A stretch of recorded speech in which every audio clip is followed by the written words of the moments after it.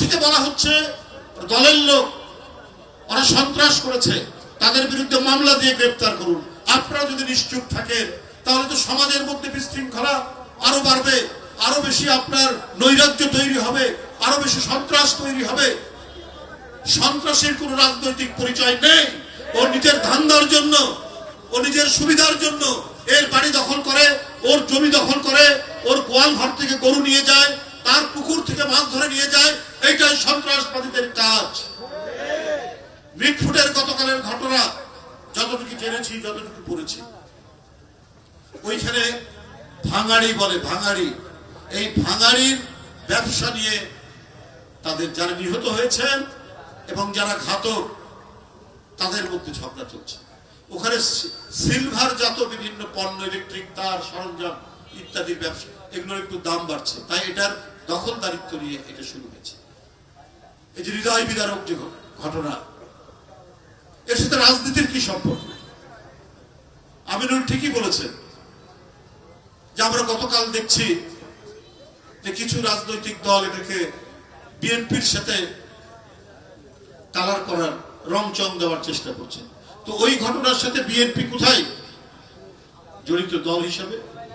দলের নামধারী কেউ থাকতে পারে, আর এটা তো দলের কোনো পদ পদবী, আধিপত্য অথবা দলের কোনো মতাদর্শ নিয়ে তো ঝগড়া না।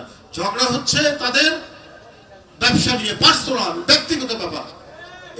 এগুলো যুগ যুগ ধরে তারা ওই সময় এগুলো করেছে, কিন্তু এরা নানাভাবেই আজকে পরিবর্তন হয়েছে।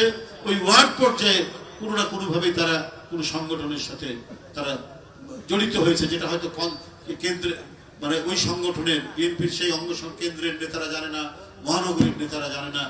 এখন রুট লেভেলে তো সবসময় মানে বোঝাও যায় না।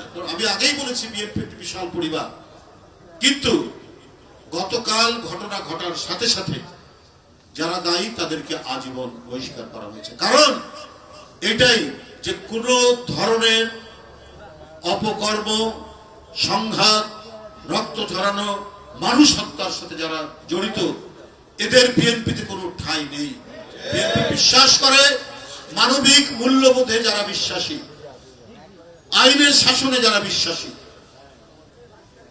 বাংলাদেশে বিচারের ভিত্তি হবে মানবিক মূল্যবোধ এবং ন্যায় বিচার।